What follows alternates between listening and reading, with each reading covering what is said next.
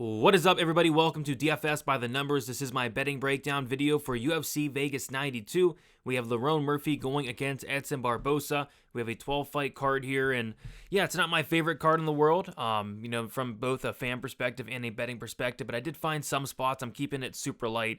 One of my lightest cards of the year, and I'll be honest, I really struggled to find spots on this card. I mean, if you like chalky parlays, I think this is a great card for you. There's fighters I'm very confident in. I'm very confident in Emily Dakot, Melissa Gatto, Tom Nolan, and Adrian Yanez. But if you parlay those four up, you get barely plus money. So it's one of those weeks where, I like a lot of these fighters, but these lines are kind of blown out. And when these lines are blown out, it makes it tough to find some value. But I am attacking a couple fights this week, and we'll kind of go from there. So as always, going to be breaking down this card from a betting perspective. I'll talk about all the fights from a betting perspective, and we'll see if we can find some spots on, honestly, a really tricky card in my opinion. But if you guys could, please do me a favor, like the video, subscribe to the channel. It is always much appreciated.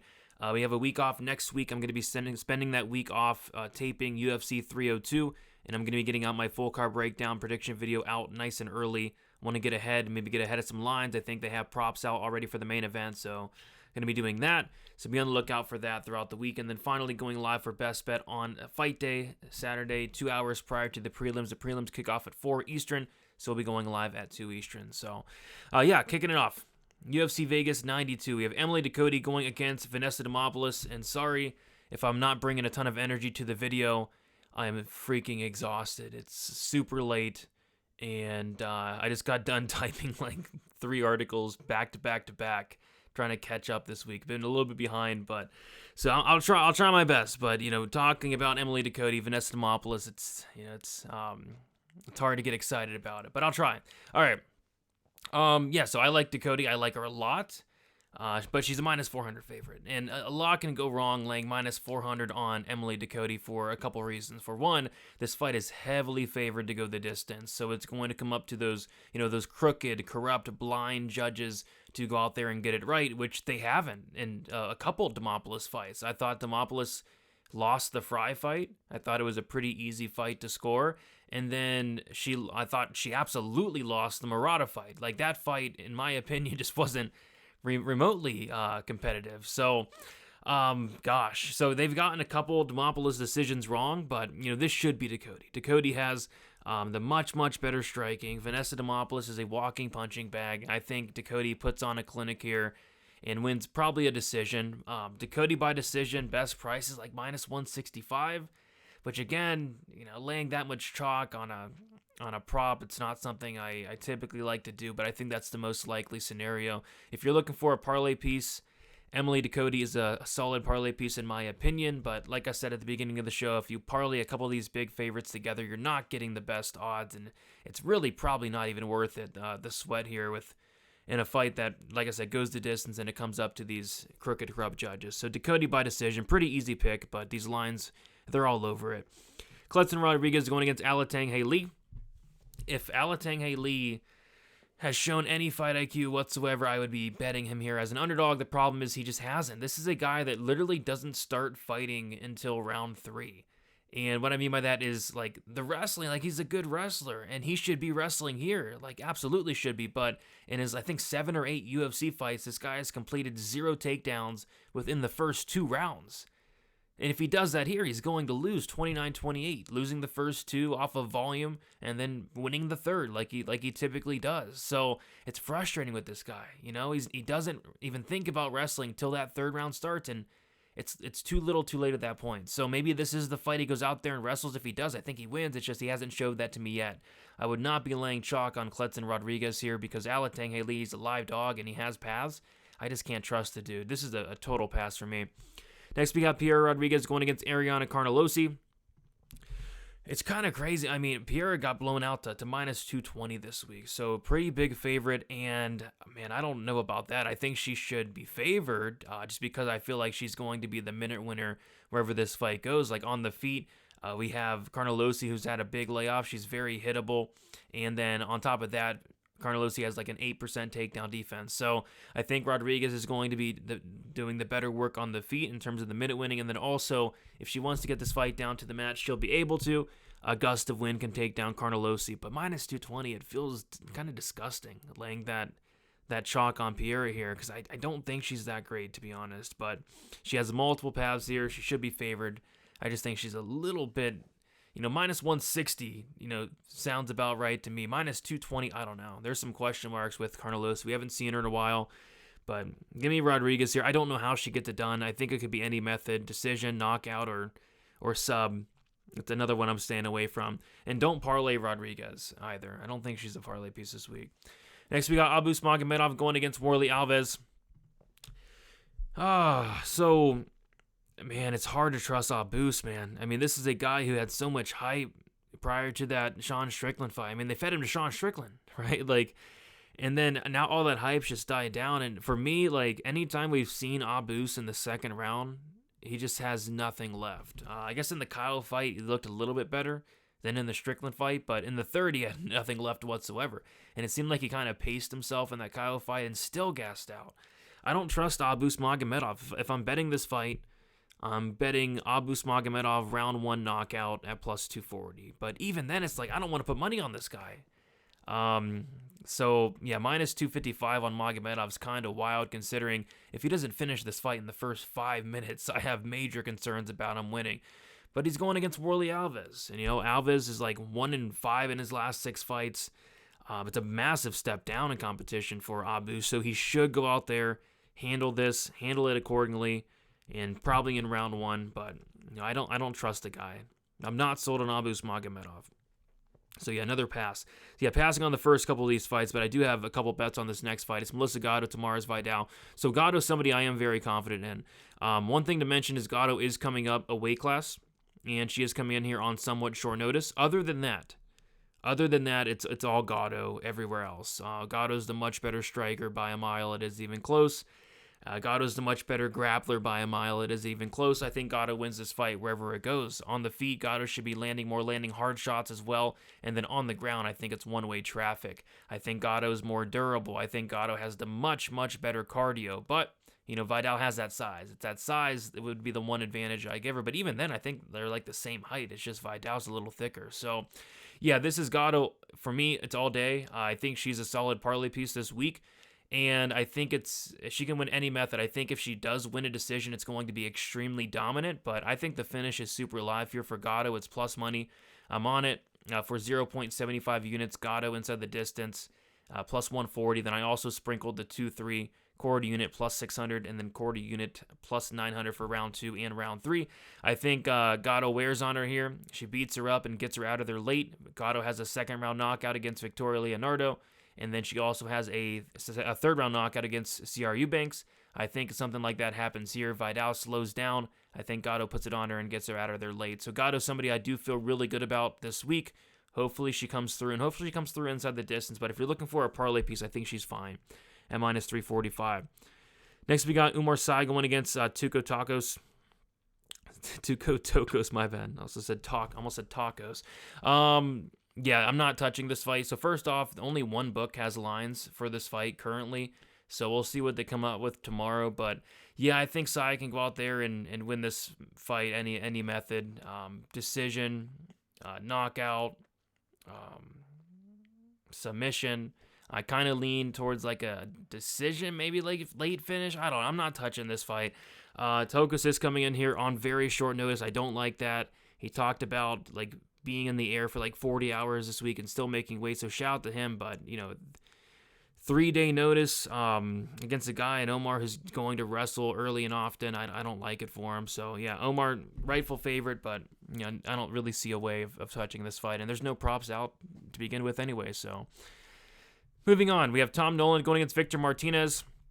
So Tom Nolan is one of the 3 or 4 fighters I feel really good about this week, which is not a hot take. He's minus 450, but he's going against Victor Martinez here, who's going to be just so much smaller than him. Tom Nolan, 6'3" at lightweight, made weight, looked good doing it, and he got knocked out by Nicholas Moda in his last fight. But I think he gets on track here. This is Victor Martinez, who probably currently like one of the worst fighters on the roster. Like, I'm not sure what he's good at. I'm really not. You know, he got knocked out by Jordan Levitt in his debut, which was a terrible look. He's been finished in 3 of his 4 losses. I think Tom Nolan goes out there and makes this look quite easy. So yeah, I like Nolan here. But all these props are very juiced. The knockout prop is minus 175. The inside the distance is minus 275. But I did play Tom Nolan to win in rounds 1 or rounds 2 at minus 180. I think that's a good way to get that money line down for 1.5 units. And then I also sprinkled Tom Nolan by sub at plus 1,000, just because I heard an interview with Tom Nolan this week. He talked about how he started, he started in BJJ, right? He's a brown belt. He has those very long limbs, and Martinez has been subbed twice. I can see a club and sub here. So yeah, I think the club and sub's very live in this spot, and the sub's plus 1,000. The knockout's minus 175. I think the sub could be live. I think knockout's obviously more likely, but I could see like a club and sub. So taking a small quarter unit shot on the sub, but I do like Nolan to win this fight within the first round and a half. But give me the round 1 or round 2 for Tom Nolan. Next, we have Angela Hill going against Luana Pinheiro. We have Angela Hill minus 145, Pinheiro plus 125, and I said, talked about last week with Charles Johnson, Jake Hadley. I mean, this is a same thing, live bet spot. Pinheiro is a first-round beast. She's really good in the first round. She has that judo. She's very physically strong. She has a ton of power. She's good in the first round. But the problem with Pinheiro is it's not just one fight. It's every fight. Once that fight hits the 7.5-minute mark, she is done. That's it. She's done. She has nothing left. So yeah, I mean, I think Pinheiro wins round 1 at a very, very high clip. I think Angela Hill wins round 3 at a very, very high clip, and it all comes down to round 2. Which, yeah, I think this fight's close. I would not be laying minus 145 on Angela Hill. That seems kind of irresponsible, considering she's in a 50-50 fight in 90% of her fights. But from a live betting standpoint, if I can get Angela Hill at a nice plus number going to round 2, I'll kind of go from there. So pre-flop, nothing. Live bet on Angela Hill potentially. Next, we got Adrian Yanez going against Vinicius Salvador. Yeah, another spot I feel really good about this week. It's Adrian Yanez here. This is a big step down in competition for Yanez, and quite frankly, it's a big step up in competition for Salvador. Not only is he coming up in weight, he's coming up in competition here. This is this fight where I feel like Yanez should get back on track, and if he doesn't, it's probably the end of Yanez. I mean, this is a guy in Yanez who started out with a ton of hype. The hype has certainly died down after back-to-back knockout losses, but this is the fight where he needs to not only win this fight, win it in spectacular fashion, and I think he does. Vinicius Salvador, I don't trust his cardio. He's very hittable, and Yanez has a ton of power. I think he's the better striker, so I think Yanez wins this fight, wins it by knockout. I played Yanez inside the distance, minus 135 for 1 unit. Why didn't I go with the KO? Well, the KO is like minus 125, I saw, and the inside the distance was minus 135. I covered the sub just in case. Yanez is a black belt for what it's worth. I don't think he's subbing him, but there's not much of a difference. So I'm on Yanez inside the distance 1 unit, and then I was also looking at the 2-3 props for Yanez, but it can come in round 1. Salvador is going out there talking about how he's going to knock out Yanez in round 1. If he tries that, he probably gets knocked out in his own right. So I don't think I'm going to touch the round props for Yanez, and quite frankly, quite honestly, they're not great prices to begin with, so don't feel like I'm missing out, and it could come in any round. I think he could knock out Salvador in the first. He has multiple first-round knockouts, Yanez, and then if it doesn't happen in the first, I think it happens in the second. If it doesn't happen in the second, I think it probably happens in the third. So give me Yanez inside the distance here, 1 unit, minus 135. Next, we have Themba Gorimbo going against Ramiz Brahimaj. Yeah, I'm not touching this fight. First off, Brahimaj's money line moved from plus 175 Sunday morning, and Sunday evening he went to plus 125. Since Sunday evening, it's stayed there the entire time, all week. This line has just been the same. Since that major shift in line movement. If I'm playing, I think there's 2 ways to play this, right? If I'm playing Brahimaj, I'm playing Brahimaj round 1 sub, which I think is plus 450, or I'm playing Brahimaj round 1 or round 2, which is plus 200, plus 205. If I'm playing Gorimbo, I'm maybe live betting, and I'm maybe taking a look at the 2-3. I'm taking a look at the round 3. I think there's a couple different ways to play this fight. I don't trust either of these guys. Brahimaj is 2 years off, coming off of terrible multiple injuries. like dealing with just a ton of stuff outside the cage. I don't like that.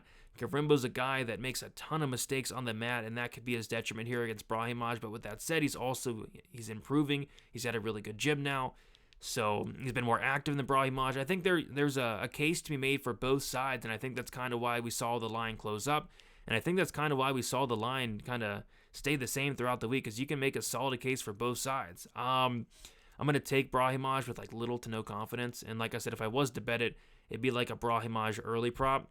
But even that I don't feel too great about. Like he submitted Sasha Palatnikov in the first round.